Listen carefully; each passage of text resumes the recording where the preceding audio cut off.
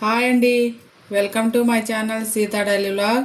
ఈరోజు స్వీట్ తినాలనిపించి చిట్టి చిట్టి కాజాలు చేస్తున్నా అండి.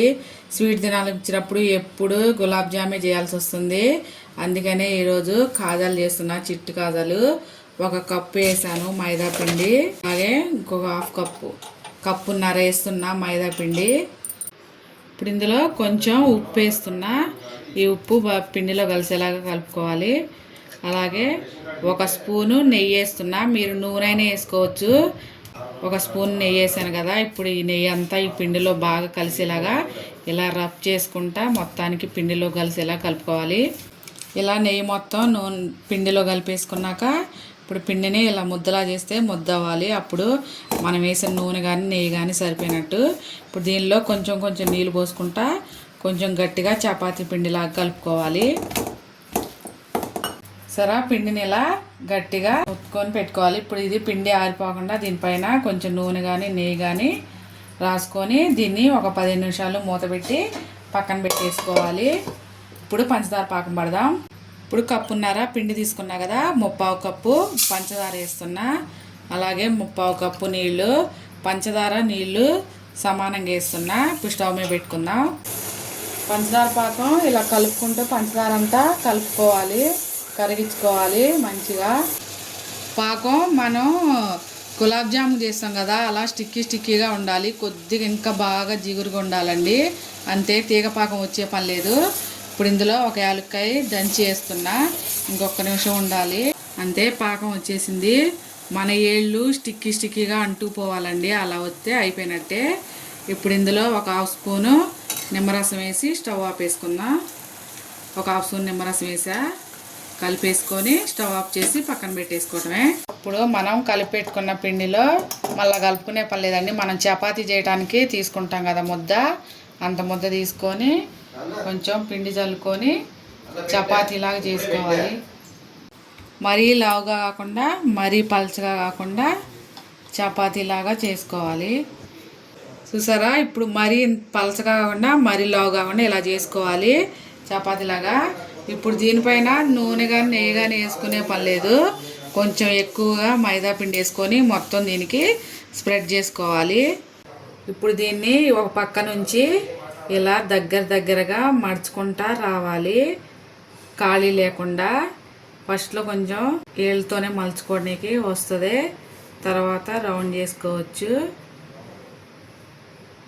ఇలాగా మొత్తం ఇలా అనుకుంటా మడతేసుకోవాలి. లాస్ట్లో కొంచెం ఉంచుకొని కొంచెం ఎక్కువే దీనికి నీళ్ళు వేసుకుందాం. ఈ చివరి దానికి కొంచెం నీళ్ళతో తడుపుకుంటా మడతేసుకుంటే మనం నూనెలో వేసుకున్నప్పుడు విడిపోకుండా చివరిలో ఉంటాయి. నూనెతో నీళ్ళతో ఇలా తడుపుకోవాలి.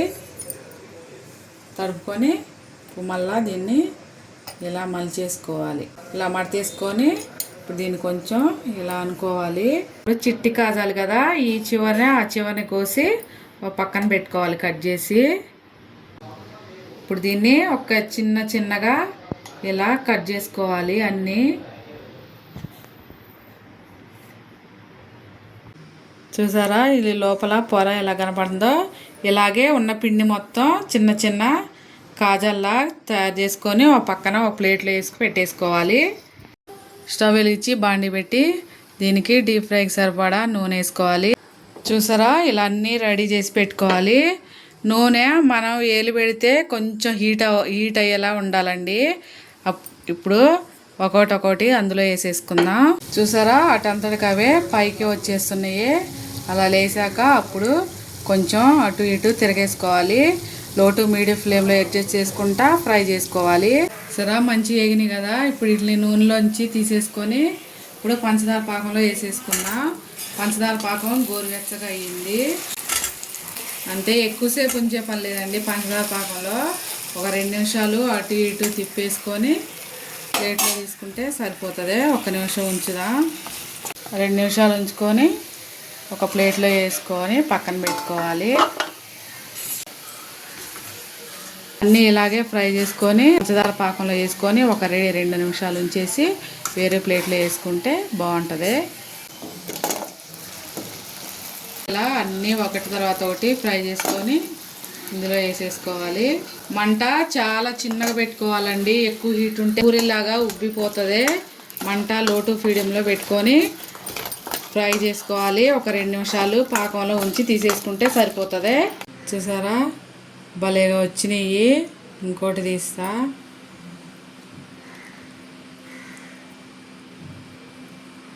చూడండి భలేగా పొరలుగా వస్తున్నాయి. ఇవాళకి నా వీడియో ఇంతేనండి. నా వీడియో నచ్చితే ప్లీజ్ ఒక లైక్ చేయండి. నా ఛానల్ని సబ్స్క్రైబ్ చేసుకోండి.